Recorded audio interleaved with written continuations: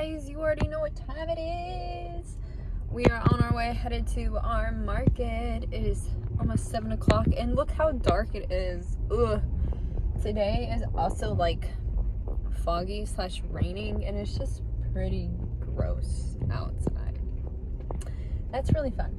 So I actually was originally not intending to do this market.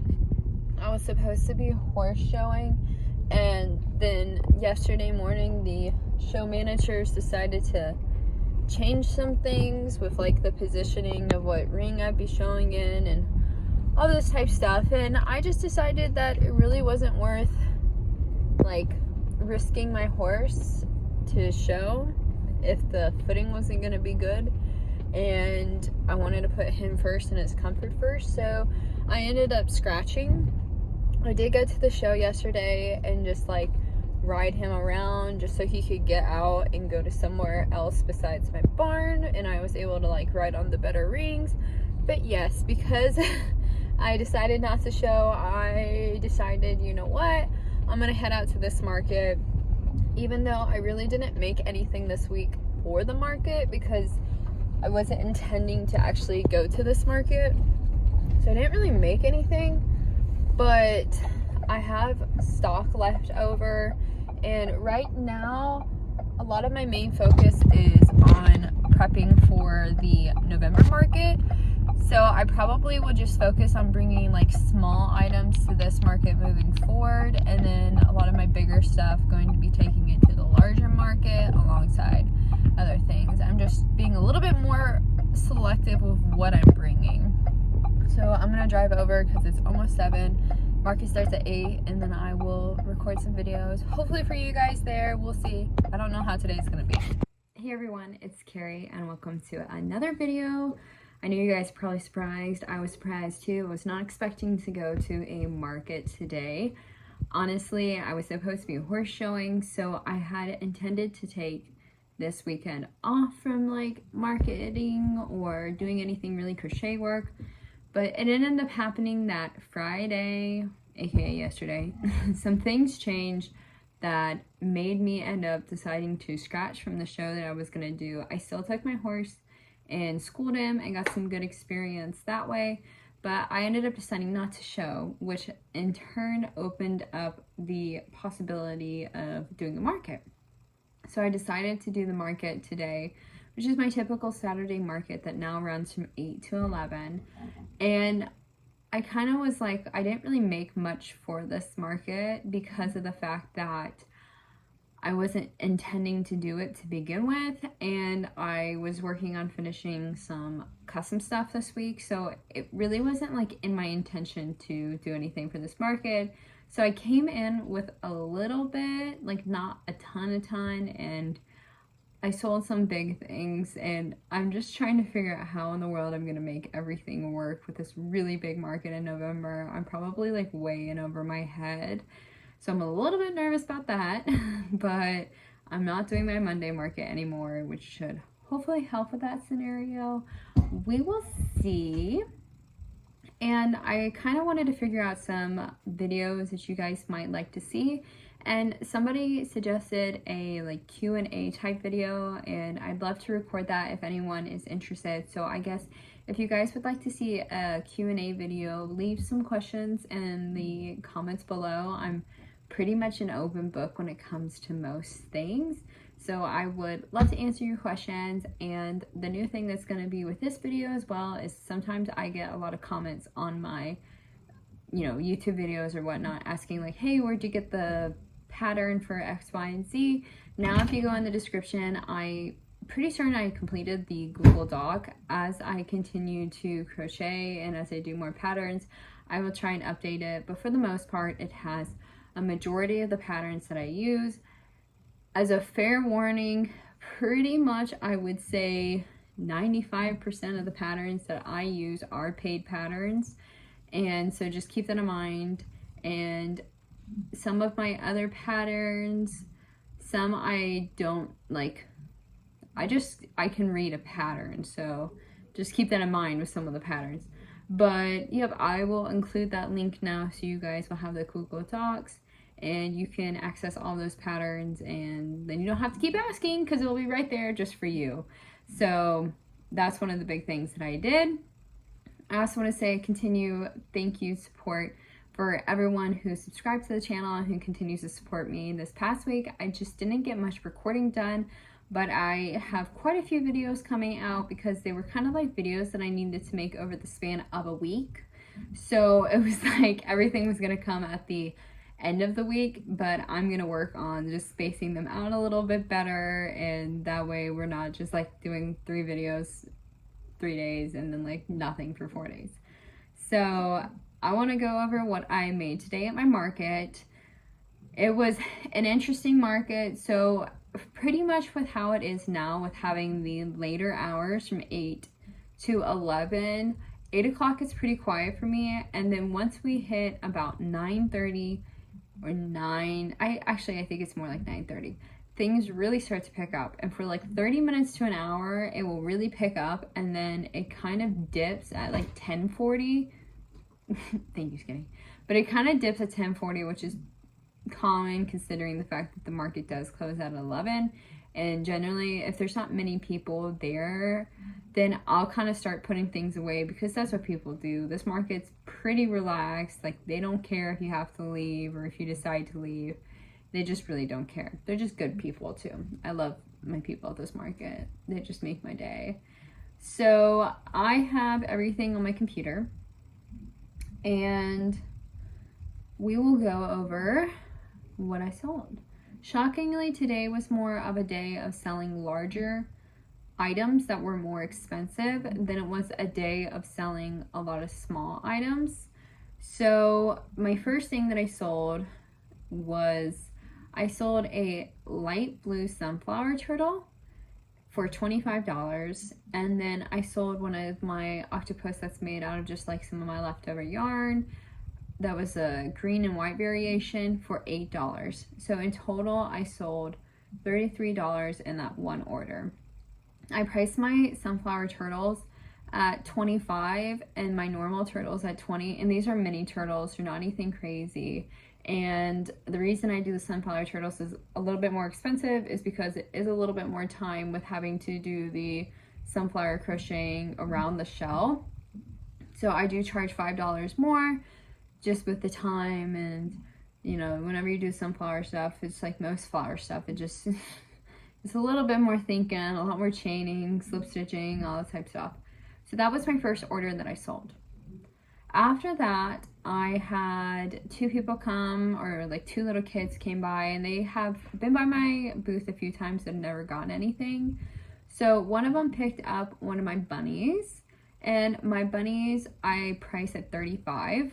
And this was my only bunny that I had up, because I'm like still, I think the bunnies are pretty cute, but I'm still in this just process of trying to figure out like what is the perfect bunny pattern. I think there's so many patterns out there, and I think that's half the issue, is there's just so many different styles. So this one does well, but like it still took about 7 markets, or like, you know, like a month or 2 to sell this thing. But admittedly, it probably wasn't like my best work crochet wise. I was using a bigger hook at the time, and I've said this before, pretty much now I am a 4 or a 3.5 on everything, even Sweet Snuggles, light, and everything. I don't have many problems crocheting that small of a hook on, you know, size 6 yarns. I don't have a problem until I get to Burnett. And with Burnett, I will typically go up to like a 4, 5, probably a 5. And if it's really bad Burnett yarn that I have, I'll go up to like a 6, 6.5, because it's just too painful for me to crochet anything that stiff and thick and anything small. But preferably I am a 3.5 or 4. So I sold that bunny, and it was a lavender one, and then I sold a lavender cow for $85 together. So my lavender cows are $50. Pretty much all of my cows I just sell at $50. Pretty standard. I mean, pretty much everything I have cow-wise has some form of flower or sewing aspect, so I just do it across the board the same. After that, I sold one of my elephants. And I had two versions of an elephant, a standing elephant and a sitting elephant. This is the elephant that's been with me for a little bit. And it's not that I don't like the elephant pattern, I just probably didn't stuff it as well as it could have been stuffed, so it's not the most stable. It's a little, needs more stuffing like at the neck, and I think I would reinforce it a little bit more if I were to do this pattern again. So I sold that elephant for $50. Pretty much with my setup, anything that's on the back row is going to be $50 and up typically, or $45 and up, and I pretty much tell people right away, like, anything back here is going to be $45 and up. And I've been really trying in these past markets to be a little bit more definite about that and telling people right away. And then also if I see any like little kids coming up, I don't have to do it at this market as much, but like the Monday market that I did, I was a little bit more definite in telling kids, if you're not going to buy it, don't touch it, or just like look with your eyes, don't touch, because of course, like most things, bigger items generally draw people towards them and they want to touch them, which I get, but at the same time, no, please. After that, I had somebody come by and she was kind of looking, and I honestly didn't know if she was going to buy anything, but she did end up buying my orange triceratops. This was almost like an orange coral color, and I did it with yellow frill and then the yellow belly patch too. So all my triceratops I sell at $65, and my dino that I have it priced at $65. The main reason is just the hand sewing and all that aspect, and it is a larger, you know, crochet item, so I feel like people don't necessarily have such a big issue spending that amount of money on it. But I would definitely say if other people were to make this pattern, it's going to be very dependent upon where you are, because even at $65, I don't sell them like ton. Like I sell one maybe every 2 weeks or something. So I definitely just think that it's dependent upon where you live as to what you can get for this. I'm never in a hurry necessary to move my big items, because they do take me so long to make, and I can only make so many a week. So 65 is kind of like my good number, and I usually do not come down on big items either, because they do take me a lot of time, unless it's an item that I have had for, you know, a couple of months and I just really want to move it out of my inventory. After that, I only had one normal turtle with me. I honestly didn't realize how little turtles I have, and right now I'm working on like 3 turtles. So I just didn't realize that I did not bring that many turtles or made that many turtles. So my one single turtle that I had sold, it was kind of this green and like turquoise color. So I sold that turtle for $20, like I said, my normal ones. And my last order of the day was a sunflower turtle, and this was my lavender sunflower turtle that I sold for $25.